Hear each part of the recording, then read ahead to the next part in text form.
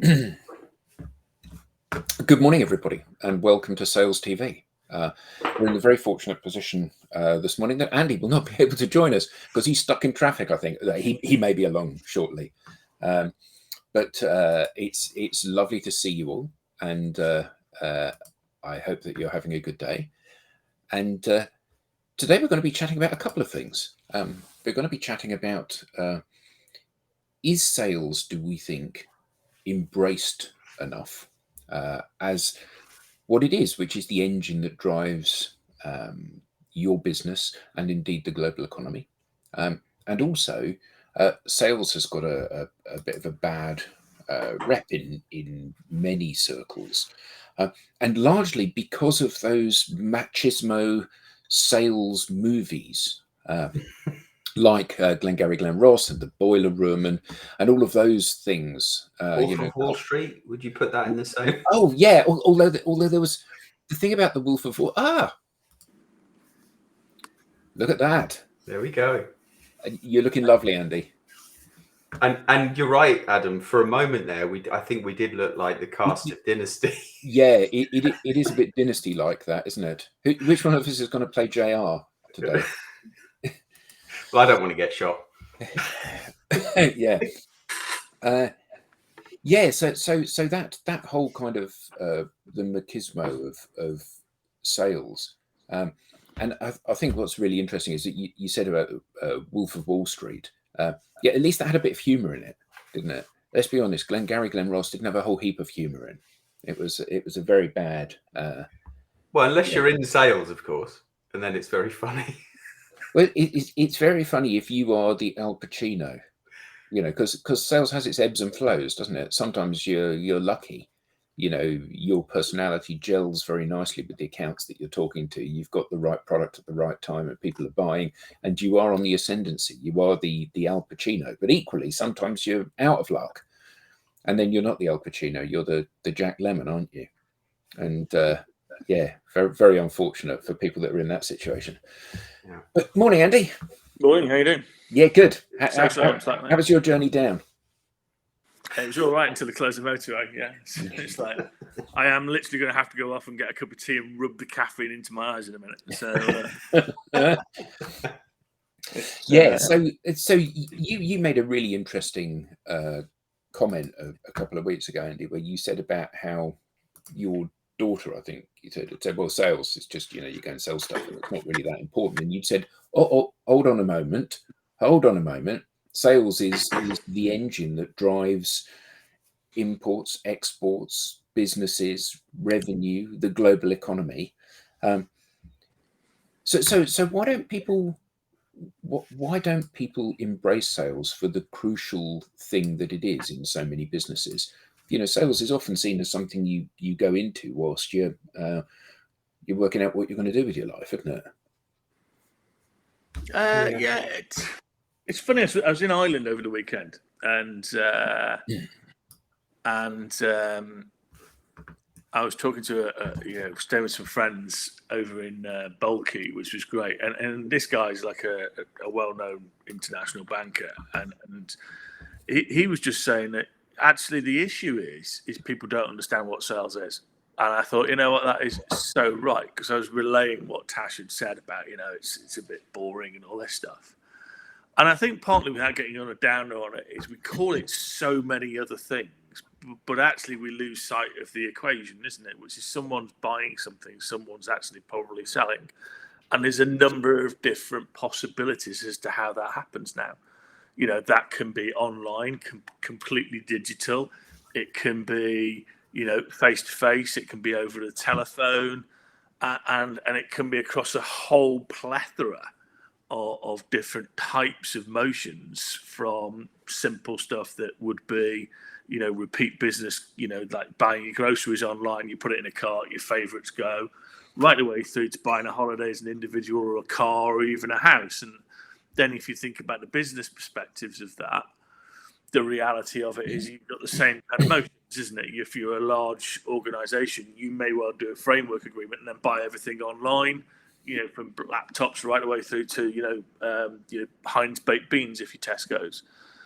And I think we've just lost sight of it. I don't think it's anything bad. I think we just don't call it what it is, possibly because of mis-selling scandals, and I was thinking about that on the way down, actually, which is, if it's done badly, it's called mis-selling. If it's done well, it's called something else. Mm. And I chuckle with the mismarketing. If you notice, like, you go past, and it doesn't happen in Ireland. Like, again, I just checked, and it was like, if you go past an ATM, it's got free money. Yeah. Never free, because it always comes out your account. So that's got to be misleading. But no one ever goes, hang on, you can't put free money on an ATM. And have you ever noticed, there's never just a comfortable flat or apartment. They're always advertised as high-end luxury apartments and, splendid living. Deceptively spacious. Yeah, exactly. You're right. You're right. It is deceptive. It's like, you got to be kidding me. So I think we call it so many different things that we, I don't know. Someone's just said, what's the best way to learn best practices around enterprise sales? Do you have a suggested reading materials, courses, templates, YouTube channels, or mentors? Watch this show every week. Yeah, all of the above. Yeah, I think there's also the fact that so I was watching this video the other day. Someone I've started following recently called B2B Jade. And she kind of she was looking at sales from the marketer's perspective, and she was asking questions. Well, why do sales get paid the big bucks? Why do sales get the commission? Why do sales drive the big fancy cars? And I think depending on which angle you're looking at this from, there's different reasons why there's stigma attached to sales. And then she posed a question. Well, why don't we share the commission? If we're all as a business working towards winning customers, why isn't the commission shared?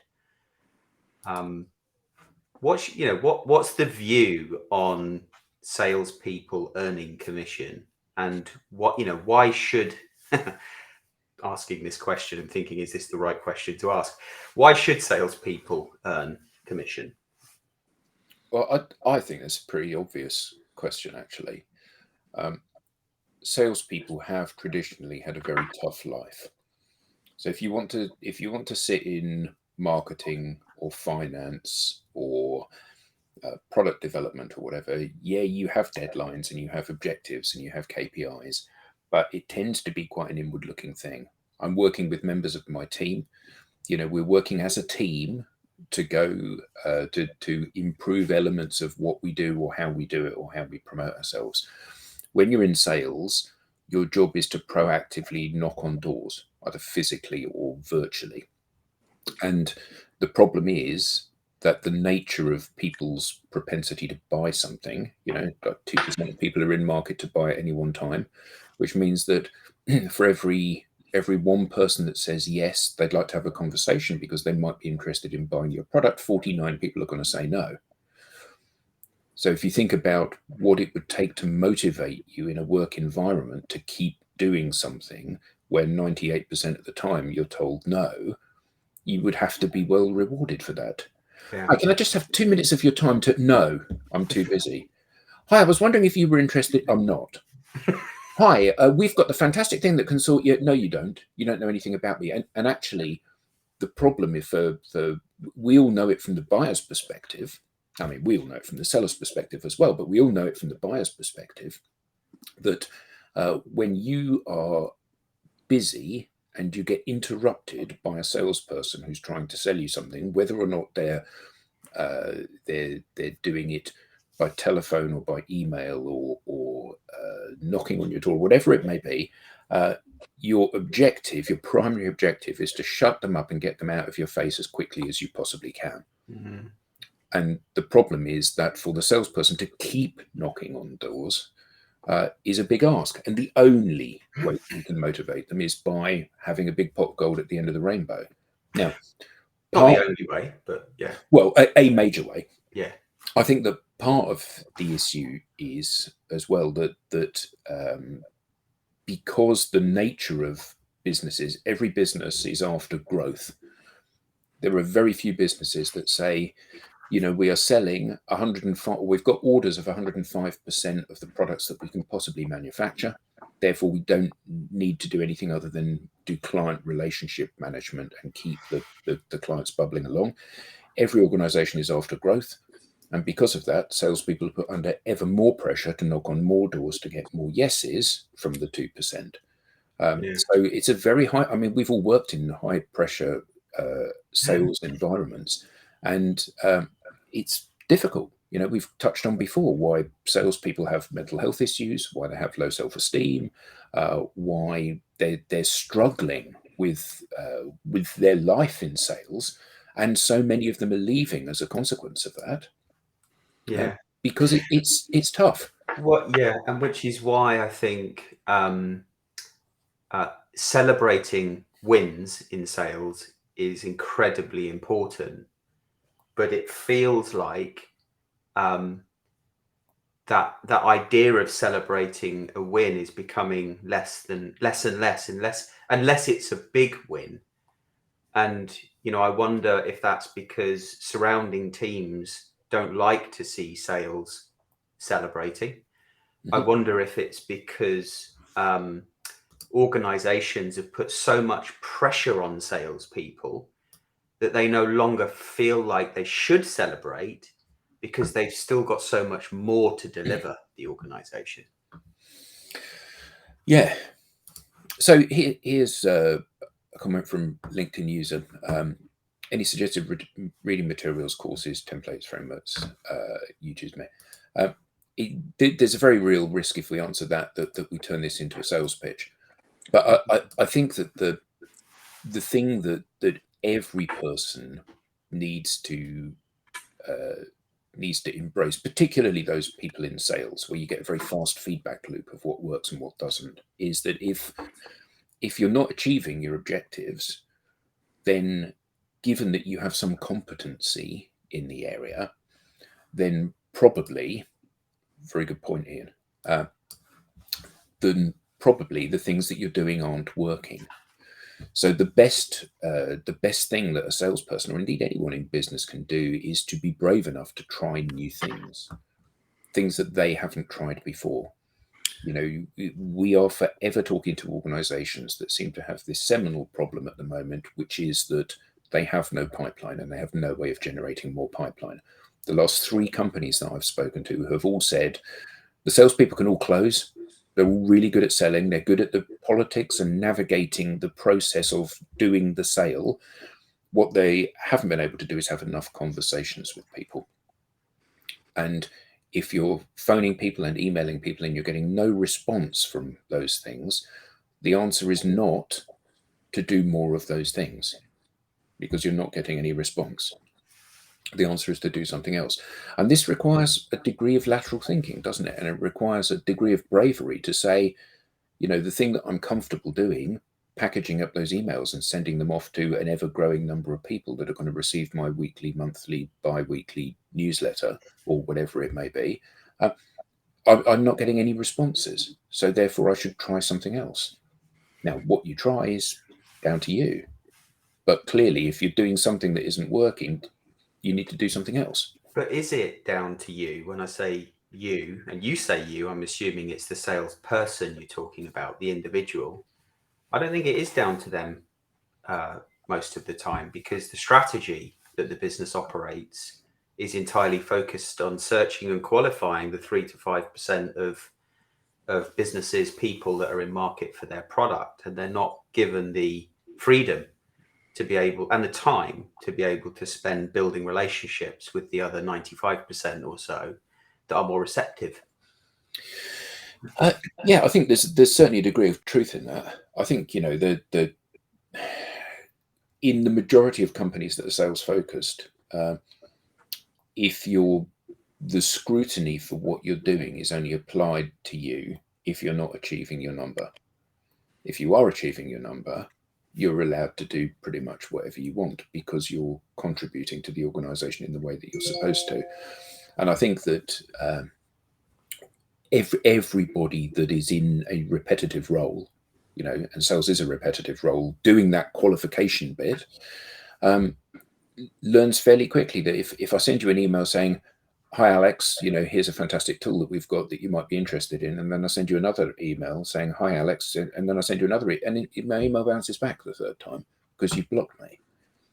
And for so much of this, we need to change our thinking, don't we? From this is not about qualifying you in or out. This is qualifying you now or later. If I've got a good product that you are going to need at some point, the question isn't, are you going to buy my product? The question is, when are you going to buy my product? So I need to keep you in loop until you are ready to buy it. Yeah, and I agree with that. I do like Christopher's comment though. Do different things rather than doing things differently. Absolutely. But then so I agree with that, and I think salespeople that perform, above average are doing that. They're doing those things within the guardrails that have been set. But I do think what we're talking about is that those guardrails need to be moved completely today. Absolutely. I mean, this is great, isn't it? And so one of your sons, and we've used him as a case study a number of times for this. I'm sure One of your sons was asking himself the question, "Am I cut out for sales?" Because of those guardrails, forcing him to do something that wasn't delivering either revenue and conversations and opportunities or the interaction that he craved. And here, managers are desperate for the need for recognition, interaction, and fun. And I think that's a really important thing. So then he changes what it is he's doing, and he's having loads of conversations with new people. And he goes, "Oh my God, this is the best job in the world because I'm talking to all of these new people each week." 40% of his time was spent having first conversations with people because he was not focusing on, is this person my ICP? He was focusing on, is this person somebody that I can have a conversation with that might be able to provide value to growing my network within that target organization or their contacts? Perfect. And that isn't being done enough. I think we're missing a really big point here, which is it's thinking about stuff. And salespeople, to your point, they fit into either I will do exactly, to your point, Alex, what I'm told to do in this box, and I won't even try and step outside of this box at all. Or I'm in a motion where I don't need to step outside the box because it's literally finding some software as a service or some software type thing that we will sell. And that motion is actually relatively new and very different. But to me, I think what salespeople have stopped doing is just thinking. And I think what we're all talking about here is X, Y, and Z. No, salespeople have a right to think for themselves and challenge and grow their own businesses and manage their own businesses. They have and it's the only role within most organizations where you have a patch or a set of customers, you have a goal, you have some, and it's down to you how you get there. And it should be down to you. But it is down to you most of the time. Well, however, we do not. We keep saying it's the company's fault. Very much, most of the time, it isn't the company's fault. I sold 25 years ago. Barclays didn't stop me from doing what I wanted to do, and GE didn't stop me, and Dell didn't stop me. No, but I think right. So the last two comments we've got here. So Yayan's comment about 75 to 80% of salespeople will not hit their target this year. So if you're in the 20 to 25% that is going to hit your target, you're going to be the Andy Huff, aren't you? You're going to be allowed to sell whatever way you like because you're but that's right, isn't it? But again, make $1 million a year. That number's slightly inflated, but the reality of it is and Yayan is exactly right to a degree, but that actually is over quoting, which is a different thing. which is a company not getting away. This is a company putting an insurance policy in because 75%, just using that number there, 75% of globals do not sit around and go, we're going to miss our number. No, absolutely right. But what happens is that for the 25%, they take care of themselves. They make the revenue for the business. They're the people that are, in quote, successful. For the overquoted people, the people that are in the 75% that don't make their number, that gives me as the company the leverage to do whatever I want. Andy, the reason you're not making your number is because you're not making enough calls. So here, Conrad's card, I don't the problem think is that you've got a sales manager that doesn't understand what's going on. Solution to increasing sales is to increase the call rate. So the calls are not working. Make more of them, and then you'll be lucky. And this is the challenge, isn't it? The challenge is that if you're not one of the people that's making their number, you come under increasing scrutiny. And well, Andy, the reason that you're not making your number is because you're not following my process. No, again, I think we need to be very careful about how we look at some of this stuff because you need process. Otherwise, you have anarchy. If you cannot have a situation where you've got 200 salespeople and each one of them wants to do their own thing. So you've got to look at all of this in a balance. And I know we're being like provocateurs here, but the organization needs to grow, period. We as shareholders, we as pension holders want our investments in our pension to grow. So we can't all sit here and go, yeah, these guys bad, because we want our pension. We're all equally to blame about wanting repetitive growth and continuous growth.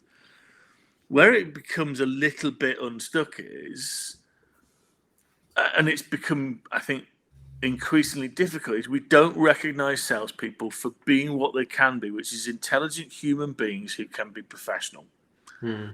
And actually, when an organization says, from a cultural viewpoint, that's what we're going to do, and we're going to stop doing silly things like putting insurance policies in, like overquoting, and we're going to start understanding how we motivate people in their intrinsic value sets as opposed to extrinsically.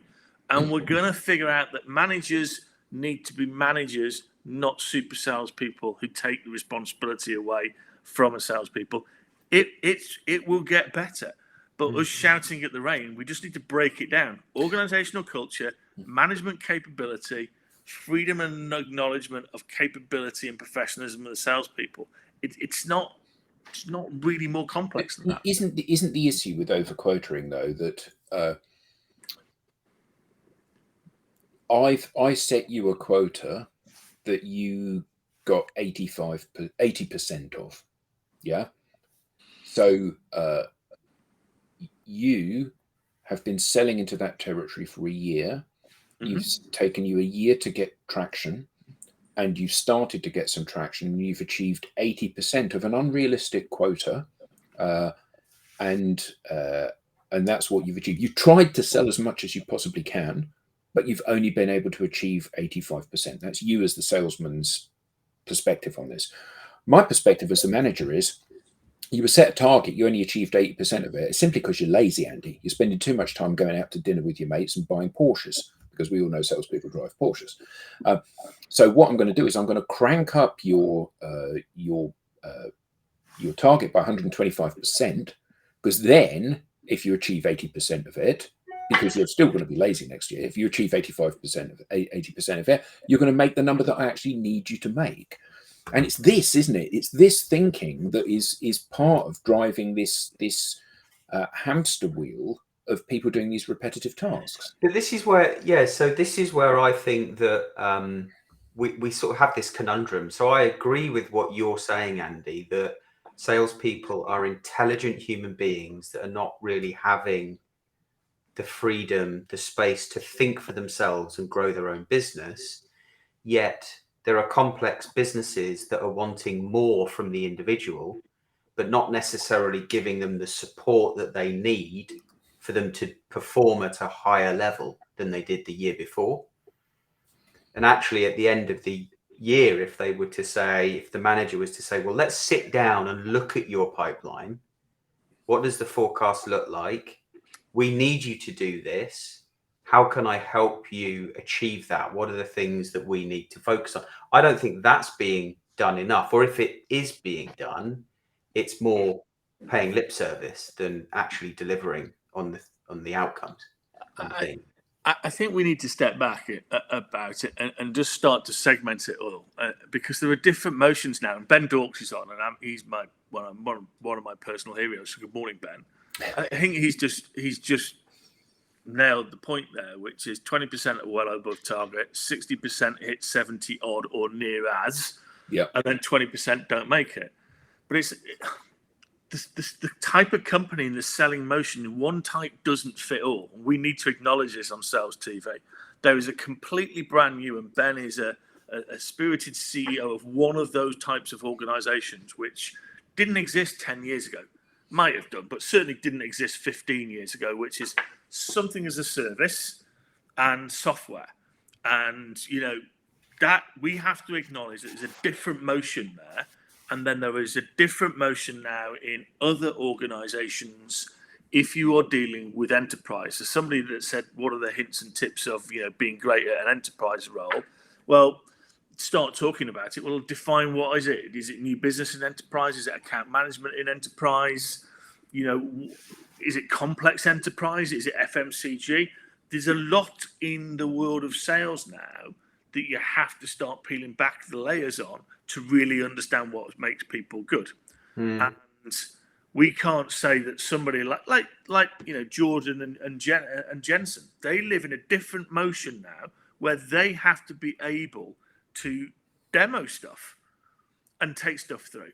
Yeah, I talked to somebody the other day, quite rightly, who was doing flow meters, and they went, we used to 10, 15 years ago, take out a flow meter and demonstrate it to our customers. But now we just send them a video, because somebody's got this really cool packed video. So again, two completely different industries.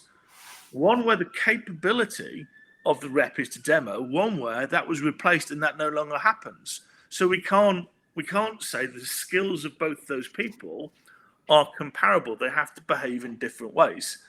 And that's where we've got to take this as Sales TV to say, let's think about the industry. Let's think about what they're trying to do and figure out basically what the motion is, and then actually figure out what are the similarities. And someone said it on here, it's curiosity, it's being able to plan, it's being able to think outside the box, it's being able to build relationships, it's being able to have a multi-year plan, because somebody just said, wherever the metric is, what happens if you're on a 3-year refresh cycle? Yeah. Or a 1 year. Yeah. I mean, you've been in it. I mean, you were in Oracle. I was in EMC and Dell. If you sold 70 million to somebody 1 year, it's highly unlikely they're buying 70 million again the next year. You have to wait for the refresh cycle. Now, it's responsible for that salesperson to then manage upwards and go, guys, I'm a fairly senior person. I'm managing 70 million pounds worth of your revenue slide. So I'm probably a key or strategic or global account manager. Just to make you aware, I'm not going to do that next year. I might sell 10, but you want me to make sure. Anything. I might not sell anything because they've bought everything that's buyable. Yeah. So Christopher's comment here. Some are. What often happens is that revenue is set from the top down. Here's what we need to achieve as an organization. So we'll divide it out amongst the different departments and the different territories. That's what you have to do.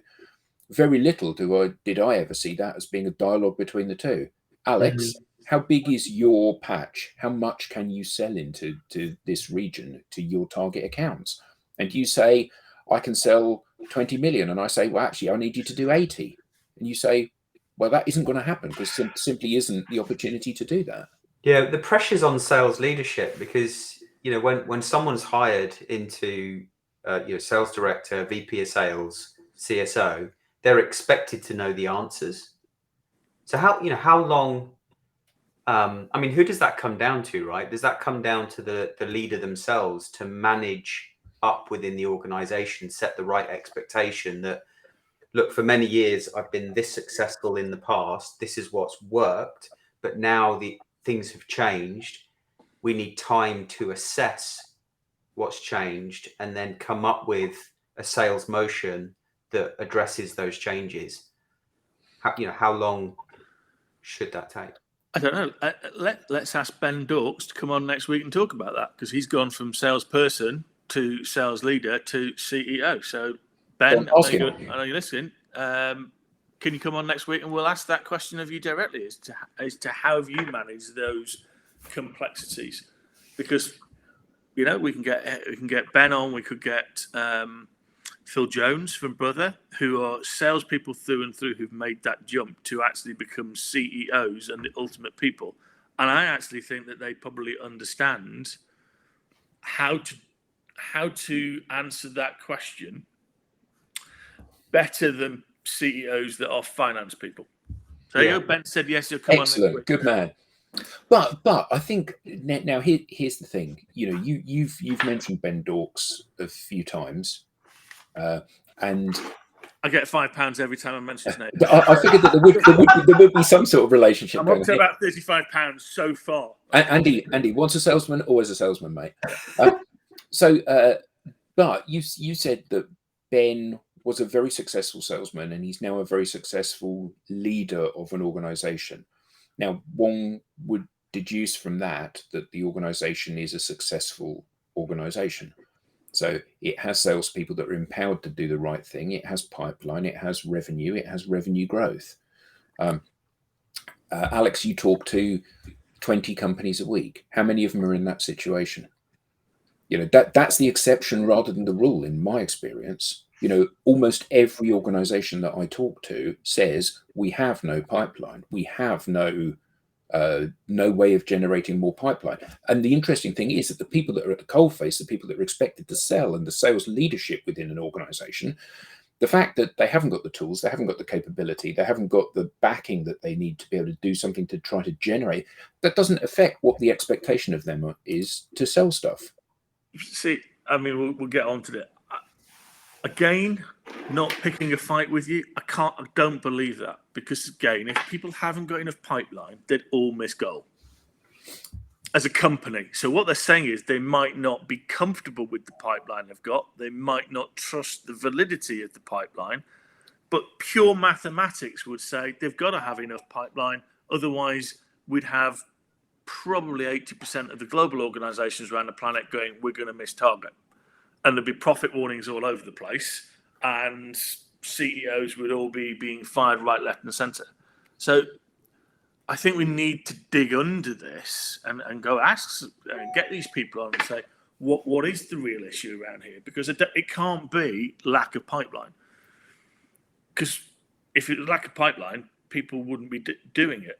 And if you then extrapolate out, 52% of deals end up in no deal, back to Jolt effect. But somebody else said, where do these numbers come from? LinkedIn, HubSpot are very good at doing research around these kind of areas, and it's credible.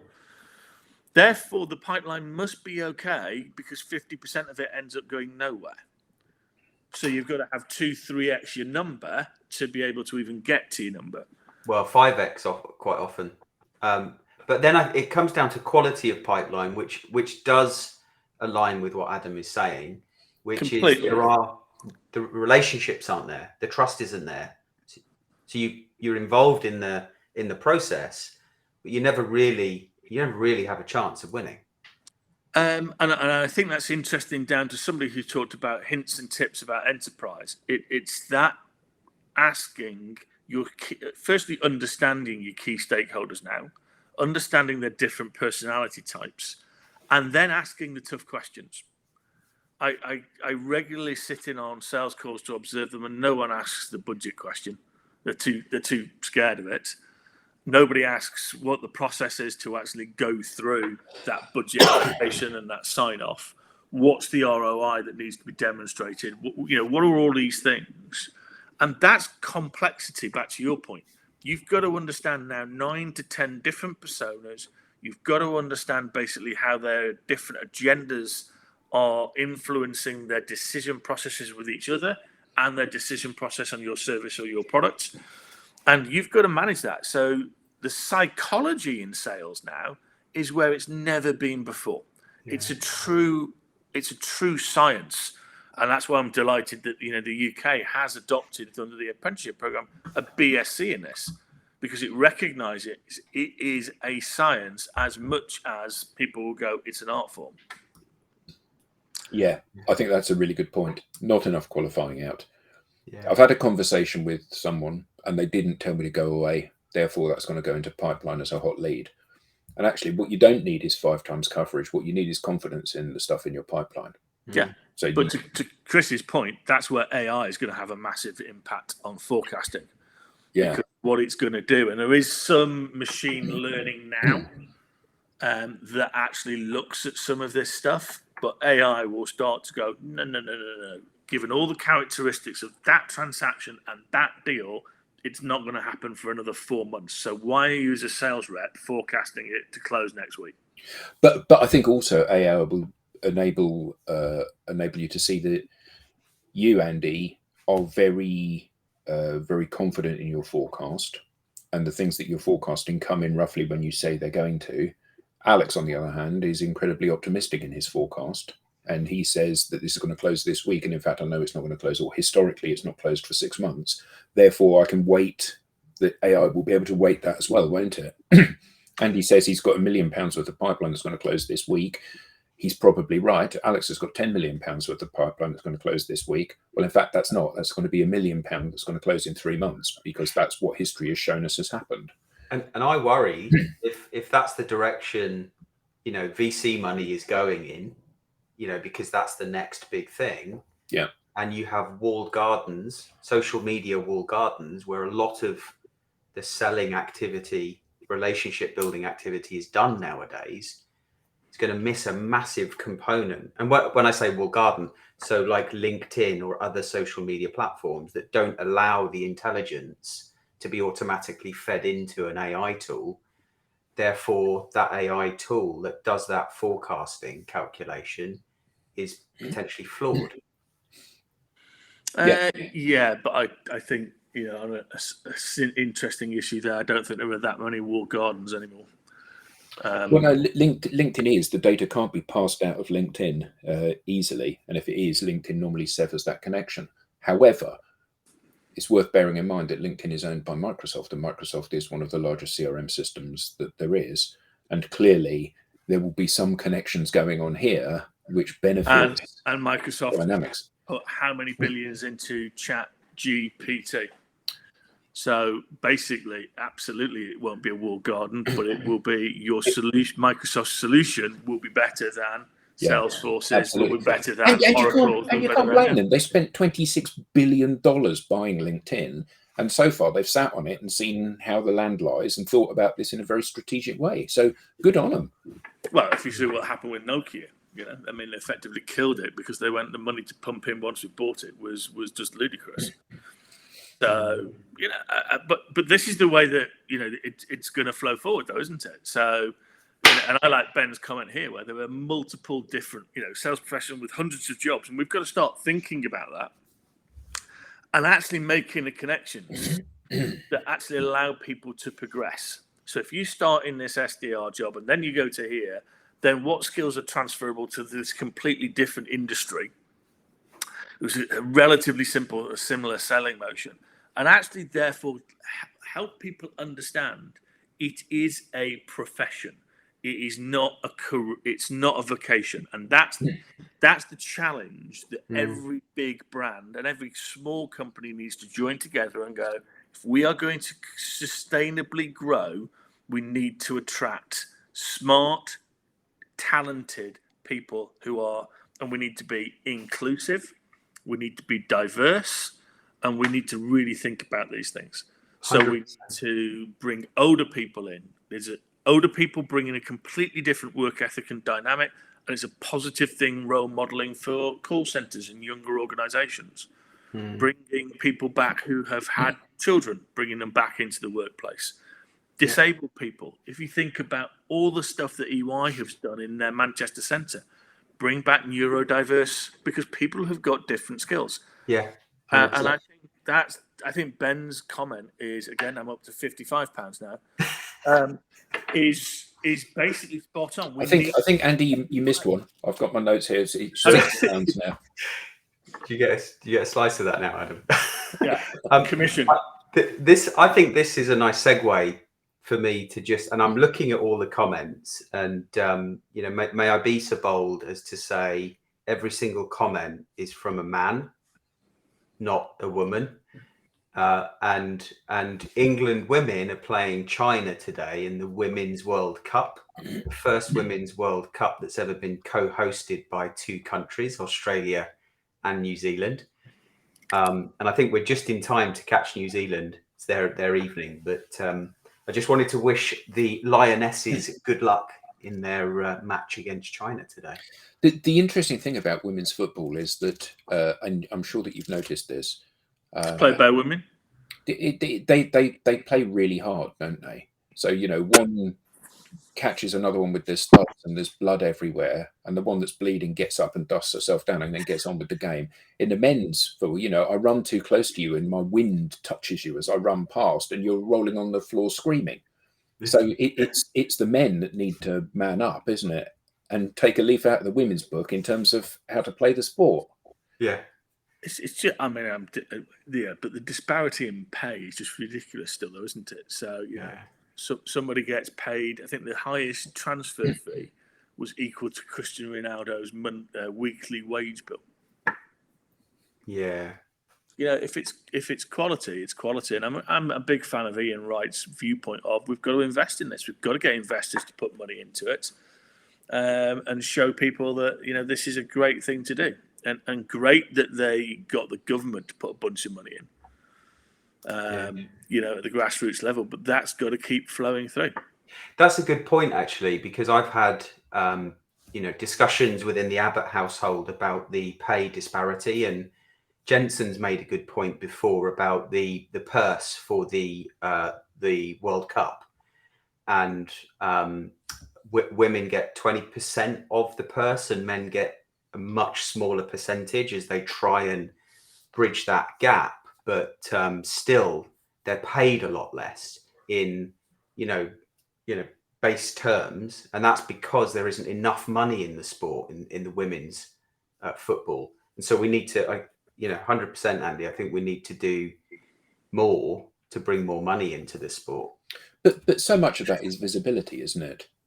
So you see that there's going to be a women's football match on and you go, oh, I can't be bothered with that. Or you think there's a men's football match and you think, wow, I'm going to watch that. If women's football got equal airtime to men's football, you'd realise that actually it's every bit as exciting a game. And for an English person, it's actually a much better game because you've got much more chance of watching a win rather than a loss, haven't you? Yeah, I think these systemic issues, though, isn't there, in terms of women's football? I think don't you have to be like a member of every club to even stand a chance of going away to watch your team? So it's things like I'm pretty sure that's a problem. But I do think if you look at it today, 12 o'clock, you're going to be able to watch the Lionesses. Tonight, you'll be able to watch England netball play Fiji. And actually, I will not be watching lunchtime because we've got some work to do. But tonight, I'll be watching women's netball, and I thoroughly enjoy it. And actually, bizarrely, netball's got a diversity problem the other way. So it's not in the Olympics because not enough men play it. Bizarrely, as my daughter isn't that basketball? Yeah, it is. Yeah, but my daughter said, I said to her, why is because she's a really good netball player. She's just going to represent Pulse in the under-15, so daddy proud moment. But she just went to one Olympics. She turned around and she went, yeah, netball's not in the Olympics because it's not defined as sport, but walking is. Go figure. It was just like, yeah, good point. I don't know how I argue with that one. Yeah. Well, interestingly, judo is not a sport; it's a game. Is it? Yeah. So interestingly, you have a game of judo, but that's an Olympic sport. Because men and women play it. Yeah. But equally, chess is not an Olympic sport. Which is a game. But it should be because it qualifies in the same way that judo does. When does AI make chess redundant? Who knows? Who knows? I think though that the point about diversity is a really important one. I think that, as you said, Andy, when you bring in different groups into an environment, everybody benefits from that. Not just, and I think so often, diversity for people that are old and outdated in their viewpoints, they see diversity as being piecework. Or we'll get some people that aren't like me into the group, and that will be good for them. And actually, it's not that it's good for them, it's that it's good for you when they come into the group. It's good for the conversation. It's good for the challenge. Absolutely. It's good for the thinking. So people with different views to you, if you respect them, give you an opportunity to consider, reflect, and have potentially different pathways. And we did some work as the APS, as it was at the time before we rebranded, with EY, and they proved through some analysis that inclusive, because you have to be inclusive before you can be diverse. Yeah. Inclusive and diverse organizations in terms of sales were 7% more profitable. I can absolutely believe that. Absolutely believe that. And, I think we were talking about, I can't remember who I was talking to, but we were talking about exactly this. And there's that famous picture, isn't there, of the equal rights for women ministry in Saudi Arabia, which is all men. Yeah. And the irony of that. And it's like when somebody talks to me about bigotry or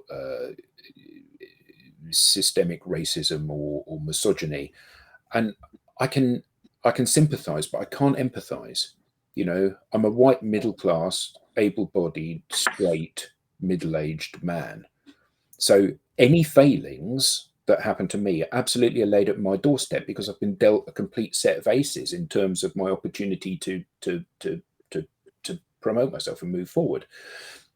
And I think that one of the things that's really interesting is that when you have a sales team that has a proportion of women in it, actually 52% of the global population are women. And it's like, well, why are we not embracing that in sales? Why are we not embracing the fact that, other ethnicities and religions and able-bodied versus disabilities and all of the different facets are often just completely ignored, aren't they? Well, Alan's just absolutely nailed it in one comment. Is we tread on eggshells as opposed to really grasping the situation. And why should middle-aged, heterosexual men like you be involved in the conversation? Well, until you care and champion it, it doesn't count. Absolutely. And that's often missed in terms of the diversity conversations, isn't it? We'll have a diversity and inclusivity, and we'll have women in sales. Being very, I don't understand why we have women in sales awards. Surely that's equally as bigoted and sexist as having men in sales. Shouldn't we be working to say no? Yeah, well, successful awards. We should, but it's like we don't need to have straight pride. We don't need to have the white business awards. We don't need to have the men's business awards. And the reason we don't is that everything is straight pride. Every day is straight pride. Every day is the men's business awards. My daughter pointed out to me, and she's 21, nearly 22, and she's a feminist, as most young women are.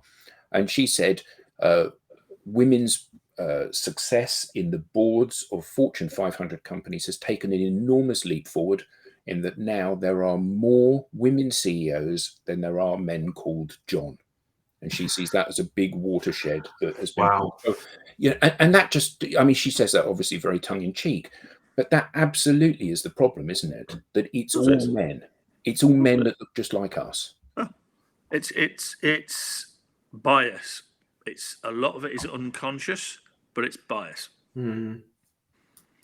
And until we get over biases, and actually we'll talk about it tonight, is one big thing. So going back to Ben, £75, talking about lots of different customers and different types of people.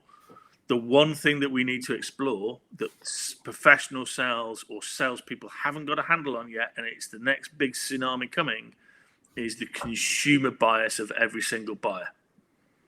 And until we start to understand that people behave like this in their personal lives, therefore actually cannot turn that off in their professional lives, we are going to struggle, because it requires openness, it requires a level of authenticity, it requires a proactive communication, it also requires that basically you have got some level of credibility and license. You don't book a holiday in a hotel that hasn't got a 5-star review. You don't buy something that hasn't got a 5-star review. You don't go and see a dentist that hasn't got all the qualifications. You don't get your car done now unless all of those things have passed us by as a vocation. It's time we get all of the people on this call in our networks to grab hold of it and go, things will be different going forward. Then lots of young people will go, I want to be part of that. That sounds pretty cool. And on that note, that inspirational note, brilliant. Thank you to everyone in the audience. Richard, Alan, Mike, Paul, Jensen, Christopher, Ben, 75, 80 pounds now for you. Chris, Conrad, Ahmed, Rad, Chris, different Chris, Yayan, everybody. Thank you all so much for joining this and being part of the conversation. We hope to see you next week or tonight when we do the American version of this show, where we are fortunate enough to have a guest as well. So until then, see you all very soon, I hope. Goodbye.